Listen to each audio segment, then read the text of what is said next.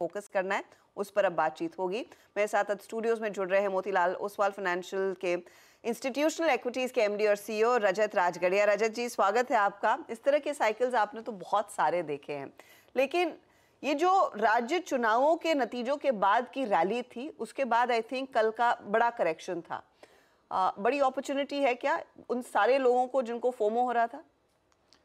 मुझे लगता है एक छोटा करेक्शन था, बिकॉज बढ़त बहुत बड़ी थी। जी हाँ, राइट। हम मार्केट में हर दिन एक पॉजिटिव क्लोजिंग की तरफ बढ़ते जा रहे थे। राइट। हफ्ते में 4 में से 4 दिन गेन होने के बाद एक दिन का करेक्शन भी बहुत हेल्दी होता है। राइट। आप अगर कॉन्टेक्स्ट में डालें, ये साल निफ्टी 16-17% ऊपर है, ब्रॉडर मार्केट करीबन 30%, और काफ़ी स्टॉक्स 2-3 गुना इस साल हुए। राइट। मुझे लगता है कि ये एक बहुत छोटा करेक्शन है, बिकॉज अभी भी हम हाई से 300 पॉइंट ही दूर है निफ्टी पे। Right. But just that correction जब भी आता है बहुत तेजी से आता है, तो वो इंट्राडे हाई से जब आपने एक 500 पॉइंट का निफ्टी मूव देखा, तो वो एक ज़्यादा बड़ी हेडलाइन बनी, एंड ब्रॉडर मार्केट में आपने ज़्यादा करेक्शन देखा।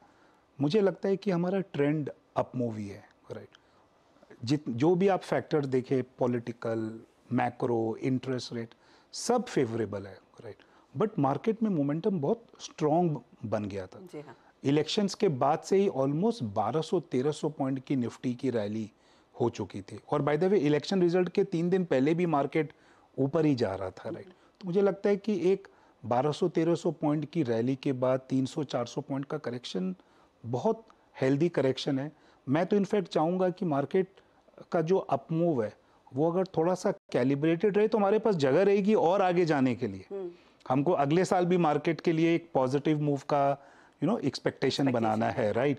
नेक्स्ट ईयर इलेक्शन भी है, रेट कट्स भी हो सकते हैं, अर्निंग्स रिकवरी भी होगी। बट अगर मार्केट सब पूरा गेन आज ही कर लेगा, तो अच्छे इवेंट में फिर हो सकता है कि मार्केट के पास जगह नहीं हो ऊपर जाने के लिए। तो वन शुड बी पॉजिटिव कि जब भी ये करेक्शंस आए, और आपको बॉटम अप बेसिस के ऊपर जो जो कंपनीज अच्छी लगती है, वो अगर इस करेक्शन में 3-5% और सस्ती हो जाती है, तो आपका बाइंग प्राइस अच्छा रहता है। ये मानिए कि हर दिन मार्केट में नेट पैसा आ ही रहा है। जी हाँ। राइट। सो जितने अच्छे लेवल पर आएगा, आपके गेन उतने ज़्यादा अच्छे बनते हैं। तो जब आप कहते हैं अच्छा लेवल, अब वो लेवल अच्छा क्या है is quite a variable, right? वो फिर आप वो वैल्यूएशन के लिहाज से देख रहे हैं, या फिर आपको लग रहा है कि चलिए 1300 पॉइंट की बढ़त आ गई, अब थोड़ा सा 500 पॉइंट नीचे आएगा तब मैं उतरूंगा? क्योंकि कई सारे, जैसे आपने मेंशन किया, कई सारे इवेंट्स हैं। तो एज ए रिटेल निवेशक अगर मुझे पैसा लगाना है, क्या मैं हर डिप में थोड़ा थोड़ा करके पैसा रखूं और 2024 के पहले 3-4 महीनों के लिए ज्यादा पैसा इकट्ठा करके रखूं कि वहां पर और तेजी आएगी तो मौके ज्यादा मिलेंगे? सो देखिए, अगर आप एक इन्वेस्टर हो तब तो आपको हर लेवल पे पैसा लगाना चाहिए, बिकॉज ये मार्केट अगले कुछ सालों के लिए एक बहुत अच्छे अप ट्रेंड में ही है। हमारी इकोनॉमी आपके शो पे जितने गेस्ट आते हैं सब यही बात करते होंगे। राइट। तो आई थिंक वो व्यू कंसेंसस है और सही है, तो मार्केट ऊपर ही रहेगा। अगर आप एक निवेशक हो, तो आप 21,000 में लगा रहे हो, 20.5 में लगा रहे हो, 21.5 में लगा रहे हो, ज़्यादा फर्क नहीं पड़े। आपको मिस नहीं करना है ये up move as an investor. अगर आप ट्रेडर हो, राइट, तब तो आपको टेक्निकल मोमेंटम इन सब चीज़ों पे ध्यान देना पड़ेगा। वहाँ पर मेरी एक्सपर्टीज़ नहीं है। राइट। बट मैं इतना बता सकता हूँ कि ये 300-400 पॉइंट के बाद अगर मार्केट 300 पॉइंट और करेक्ट हो या 300 पॉइंट रिकवर भी कर ले, तो भी हमारा मार्केट बहुत हेल्दी रहेगा। राइट। हर करेक्शन में आपको यही सोचना है कि आप अपना एलोकेशन अच्छे कंपनीज में कैसे बढ़ा सकते हैं। राइट। एक चीज़ डिफ्रेंशिएट करना बहुत ज़रूरी है, जो आपने बहुत सही क्वेश्चन पूछा, what is the right level. Right level मेरे हिसाब से एब्सोल्यूट प्राइस नहीं होता है, वो वैल्यूएशन होता है। हमारा मार्केट अभी भी आप देखिए, निफ्टी तो करीबन 19-20 के पी पर है। राइट। मुझे नहीं लगता है कि ये महंगा है, पर इतना सस्ता भी नहीं है, तो आपको थोड़ा पेशेंस रखना पड़ेगा। Right. Small cap mid cap में मूव्स बहुत ज़्यादा हुए, वहाँ पर प्राइस मूव्स ज़्यादा हो चुके। आई थिंक स्टोरी डेवलपिंग अभी स्टिल आने वाले टाइम में होगा। थोड़ा सा कॉशन रखोगे तो आपके वहाँ पर लॉसेस होने के भी चांसेस कम है। रजत जी नमस्कार। वीरेंद्र बोल रहा हूँ दिल्ली स्टूडियोज से। मैं आपके हिस्टोरिकली जो इन्वेस्टमेंट अप्रोच रही है, स्टॉक पिकिंग अप्रोच रही है, उसका मुरीद रहा हूँ। आप एक बॉटम अप अप्रोच पे हमेशा काम करते हैं। अभी आपने अर्निंग्स का जिक्र किया, अब अर्निंग्स भी बहुत दूर नहीं खड़ी हैं, हार्डली अगर आप देखें 20 दिन बाद वो क्रम भी शुरू हो जाएगा। अभी आप एग्जैक्टली वैल्यूएशंस के पैरामीटर्स पे और अच्छी स्ट्रॉन्ग अर्निंग विजिबिलिटी को देखते हुए अभी मैं थोड़े कुछ स्टॉक्स पे और सेक्टर्स पे आना चाहूँगा। क्या आपको अट्रैक्ट कर रहा है इस प्राइसेस पर भी, और अगर 5-7% का डिप मिल जाता है तो और अट्रैक्टिव लगने लगेगा सर? देखिए, इस मार्केट का सबसे बड़ा बेडरॉक फाइनेंशियल सेक्टर है। आज अगर आप हमारे, चाहे वो प्राइवेट बैंक्स हो, पीएसयू बैंक्स हो, एनबीएफसीज हो, 3 चीज़ें उनके लिए बहुत अच्छी है। पहला, उनका ग्रोथ साइकिल आगे है। दूसरा, अगर आप उनकी बैलेंस शीट देखो तो मुझे नहीं याद पड़ता है कि पिछले 10-15 साल में इतनी स्ट्रॉन्ग बैलेंस शीट हमारे फाइनेंशियल सेक्टर की कभी भी रही है। एंड तीसरा, उनका वैल्यूएशन प्राइस टू अर्निंग्स आज भी निफ्टी के कंपेयर में आधा है। In fact companies like state bank का तो 1/3 के आसपास है, राइट। सो मुझे लगता है कि ये एक ऐसा सेक्टर है जहाँ पर आप बड़ा पैसा लगा करके बड़ा रिटर्न बना सकते, राइट। तो ये तो एक सेगमेंट है जहाँ पर आपको हर लेवल पर इन्वेस्ट करना है, चाहे ये 5% ऊपर हो चाहे 5% नीचे हो। तो ये एक सेक्टर हो गया। दूसरी थीम जो एज अ हाउस हम पिछले 1-1.5 साल से काफ़ी मार्केट कर रहे हैं, इस this entire travel and tourism. And we think इस कंट्री में travel and tourism post Covid एक स्ट्रक्चरल ऑर्बिट ले रहा है, राइट। चाहे उसमें होटल्स हो, एविएशन हो, लगेज हो, एजेंसीज हो, एंड ये मार्केट काफ़ी बड़ा बनेगा।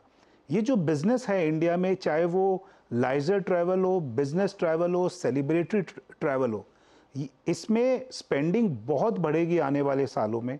ऑलरेडी आप देख रहे हैं अच्छे ब्रांड्स, अच्छी properties, airlines, their rates are up.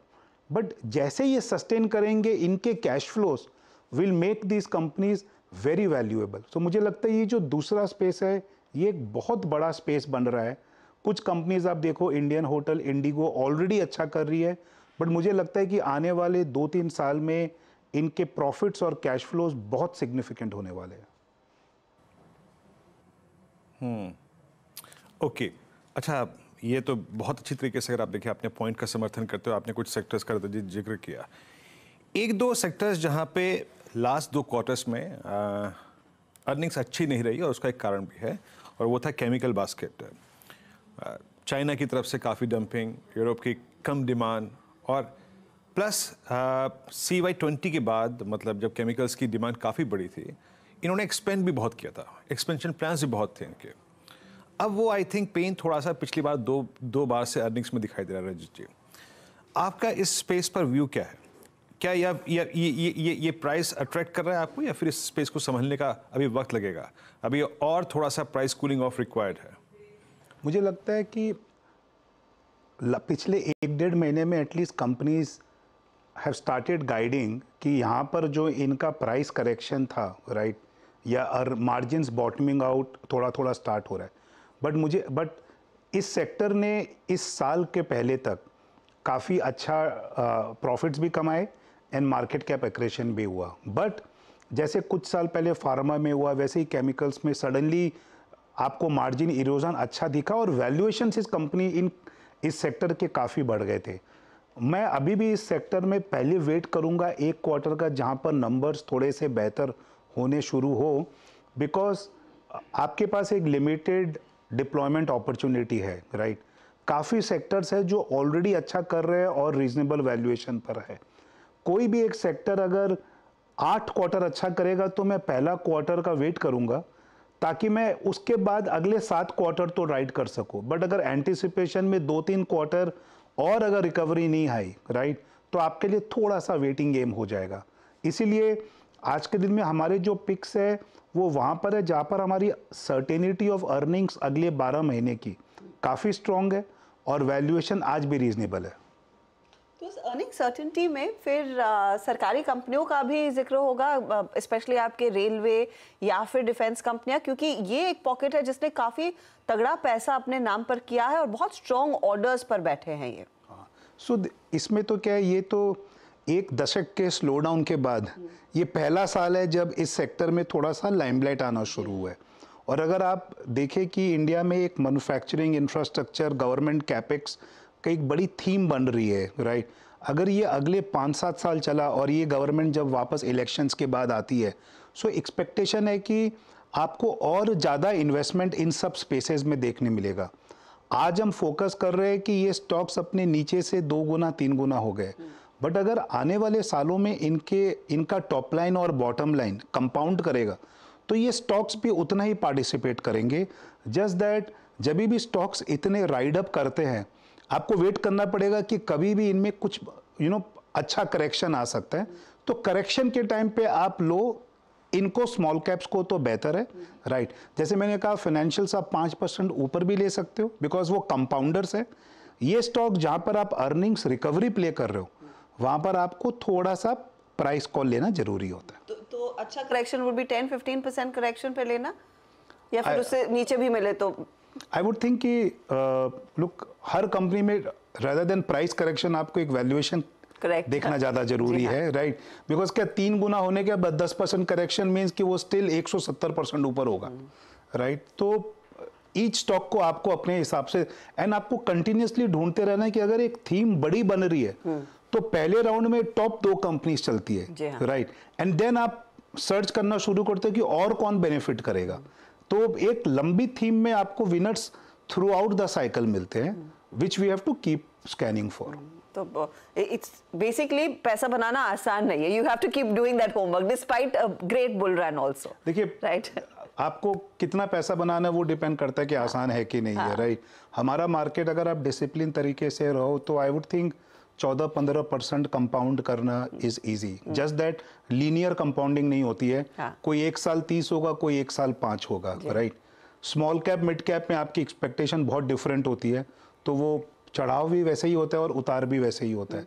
सो क्या आपका रिटर्न एक्सपेक्टेशन है डिसाइड करते हैं कि कितना आसान है पैसा बनाना। आपने क्योंकि ये पॉइंट रखा कि देखिए इस समय आपको मार्केट अट्रैक्टिव लगता है, ज्यादा महंगा नहीं लगता, क्या वो आप लार्जली लार्ज कैप्स के बारे में सोच रहे जिन्होंने ज्यादा हिस्सा लिया नहीं था उस रैली में? अब तक मिड और स्मॉल कैप्स में ही सबसे ज्यादा तेजी देखने को मिली थी, तो इस समय जब आप नया पैसा कमिट कर रहे हैं, क्या ज्यादा फ्लो लार्ज कैप्स दिग्गजों की तरफ है? तो आज जहां पर मार्केट खड़ा है between large cap and mid cap, right, मुझे लगता है aggregate large cap has more value, right, and mid caps में आपको पॉकेट्स ढूंढने पड़ेंगे, राइट। 1-1.5 साल पहले तक mid and small caps had more value, right, but जिस हिसाब से बड़ा आउट परफॉर्मेंस हुआ है, आई वुड थिंक कि कुछ हद तक एक इजी ट्रेड प्ले आउट हो गया है, राइट। तो एट दिस पॉइंट अगर आप 1 साल पहले ज़्यादा बायस मिड और लार्ज कैप में थे, आज आपका बायस टुवर्ड्स लार्ज कैप होना ज़्यादा अच्छा है, because not only from a return but even from a risk point of view आप बैलेंस्ड हो जाओगे if you are tilting more towards large caps. अच्छा रजत जी, एक और चीज़, आई मीन हालांकि अभी तो हमारे पास शायद पिछले 10 दिन में एक इवेंट आ गया है, ये कोरोना का नया जो वेरिएंट है उसके चलते हम डायग्नोस्टिक स्पेस में थोड़ा सा मूव दे रहे हैं, but living this I think issue apart, मैं अगर सिर्फ लास्ट रिपोर्टेड अर्निंग्स के आधार पर चलूँ, उसमें एक चीज़ विजिबल थी कि प्राइस हाइक्स थे, सस्टेन हो रहे थे, प्राइस डिक्लाइन पोस्ट कोविड जो आया था वो अब थम गया था, प्राइस हाइक्स की विजिबल थे।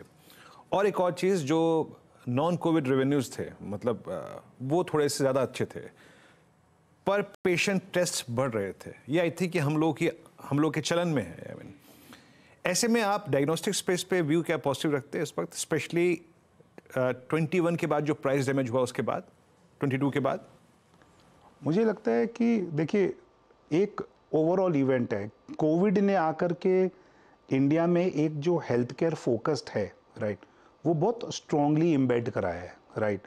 टेस्टिंग मेंटेन करना, ये सब चीज़ें जो हमारे यहाँ पे थोड़ी सी कम मात्रा में थी, ये अब एक रेगुलर फीचर बन रही है, राइट। और जैसे जैसे आपका इकोनॉमी का स्तर बढ़ता है, लोगों की awareness on health care, education, infrastructure बढ़ती ही है, तो ये सेक्टर के लिए बहुत बेनिफिशियल है। बट ये सेक्टर कॉम्पिटिटिव भी बहुत है, the number of players national level पर, रीजनल लेवल पर एंड लोकल लेवल पर बहुत है। इस बिजनेस में एंट्री बैरियर शायद इतना स्ट्रांग नहीं है, राइट। सो मेरे ख्याल से आप इसमें प्राइसिंग प्रेशर देखोगे वॉल्यूम ग्रोथ इंडस्ट्री लेवल पर आएगा, बट हर कंपनी को अपनी एक यूनिक प्रोपोजिशन, प्रोडक्ट प्रोपोजिशन बनानी पड़ेगी। सो इसमें हर कोई विनर नहीं होगा, विनर सेलेक्टेड होंगे, राइट। इसीलिए आप देखो तो पिछले 2 साल में हॉस्पिटल और डायग्नोस्टिक्स के परफॉर्मेंस में बहुत अंतर रहा है। हॉस्पिटल्स ने कंटिन्यूअस वेल्थ क्रिएट किया है एंड डायग्नोस्टिक इनिशियली चलने के बाद दे हैव करेक्टेड। मुझे लगता है कि ये ट्रेंड कंटिन्यू रहेगा, hospitals will be more in favour than diagnostics. Okay, एक प्रश्न और यहाँ पर, ऑटो बहुत चला, आई थिंक कोई गिला शिकवा नहीं है, आई मीन बहुत स्ट्रॉन्ग मूव दिया, स्पेशली आई थिंक मिड 22 से सर। अभी ऑटो में करना क्या चाहिए हायर प्राइसेस पे? अब ऑटो को आप कई धड़ों में बांट भी सकते हैं, I mean passenger vehicle segment, commercial vehicle segment, और टू व्हीलर सेगमेंट में तो बजाज ऑटो की लीडरशिप में बहुत पैसा बना भी। Then you have tyre stocks, आप बैटरी स्टॉक्स है आपके पास, इसमें से कोई क्लास, इसमें से कोई चंक जो आप लोग चेज कर रहे हो इस वक्त? अगर आप ऑटोज देखो तो ये पहला साल है 4-5 साल के बाद जहां पर सेक्टर का प्रॉफिट और market cap at an aggregate level outperform कर रहा है, राइट। एंड हमें लगता है कि auto as a space, given that अब इंडिया में इंडस्ट्रियल एंड मैन्युफैक्चरिंग साइकिल दोनों स्लोली कम बैक कर रही है, ऑटो एक बहुत ऑब्वियस बेनिफिशियरी होंगे। वी हैव बीन सरप्राइज जिस हिसाब से एक्चुअली टू व्हीलर ने पिछले 1-2 क्वार्टर में परफॉर्मेंस दिखाया है, एंड हमारे एनालिस्ट का व्यू है कि टू व्हीलर का परफॉर्मेंस आने वाले कुछ महीनों में और अच्छा रहेगा। आप अगर बजाज, हीरो, टीवीएस तीनों देख रहे हो, all the 3 stocks are making new highs. मुझे लगता है ये मोमेंटम कुछ टाइम रहेगा। After some time I think एक बार इंडस्ट्रियल साइकिल थोड़ा और सीमेंट होता है, commercial vehicle again can come back in demand, right. तो यहाँ पर ऑटो पे व्यू पॉजिटिव है, आपको रोटेशन प्ले करते रहना पड़ेगा, बिकॉज ऐसा नहीं है कि आप एक सेगमेंट पे 2 साल व्यू लेके पूरे 2 साल पैसा बना सकते हो, राइट। जो सेगमेंट अगले 6 से 9 महीना चले, you have to play that and then you have to switch on to another segment जो आउट परफॉर्म करेगा। तो ऑटो में बायस पॉजिटिव है। आई थिंक जो सेगमेंट्स है उनके प्रेफरेंसेस हर साल चेंज होते हैं। टेक्नोलॉजी पर भी मेरा एक सवाल है आपसे, बायस पॉजिटिव है या नहीं, या फिर कमेंट्री जब बदलेगी तभी पैसा लगेगा? देखिए, टेक्नोलॉजी में अगर कमेंट्री बदलेगी भी ना, तो ऐसा नहीं है कि 5% की जगह सेक्टर 20% ग्रो करेगा, वो 5 से 10 होगा, थोड़ा टोन पॉजिटिव होता है, बट अर्निंग्स ग्रोथ भी 5 से 15 ही होगी, 5 से 25 नहीं होगी। ये बहुत सॉलिड कंपनीज है, बहुत अच्छी बैलेंस शीट है, राइट, बट इनका ग्रोथ का एक बैंड है, राइट। इसमें वैल्यूएशन का उतार चढ़ाव ज्यादा होता है कंपेयर टू अर्निंग्स का volatility, right. So out perform कर सकते हैं प्रोबेबली, यस, बट अगर आप ये साल भी देखो तो इन्फोसिस जिसने थोड़ा सा म्यूटेड रिटर्न दिया ये calendar year, broader IT 30-40% return दिया, more than the Nifty, right. So of course earnings की रिकवरी आएगी next year compare to this year, but मुझे लगता है कि आपको बहुत स्टॉक सेलेक्टिव होना पड़ेगा आईटी में भी, बिकॉज ऐसा नहीं है कि हर कुछ चलेगा, बिकॉज काफी चीजें ऑलरेडी चल रही है, राइट। सो मे बी एक आप जो आउट परफॉर्मेंस का गेम खेलते हो on Infosys, TCS versus others, आप कुछ टाइम के लिए प्ले कर सकते हो, बट मेरा बायस बहुत कुछ इज टू प्ले सेक्टर जो इंडिया प्ले है, राइट, चाहे वो फाइनेंशियल्स हो, ऑटोज हो, टूरिज्म हो, because I think growth India में ज्यादा आएगी एंड यहाँ पर आप ज्यादा सर्टेन भी हो किस तरीके से आप उन ग्रोथ को वैल्यू कर सकते हो।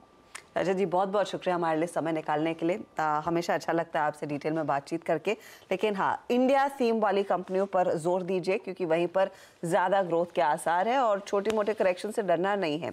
एक लॉन्ग टर्म तेज़ी वाले मार्केट में ये मौके रहेंगे आपको और इन्वेस्ट करने के लिए, लेकिन क्वालिटी कंपनियों पर आप ध्यान ज़रूर दें। चलिए इस मोड पर लेंगे एक छोटा सा ब्रेक, आप बने रहिए सिंधी सी आवाज़ के साथ।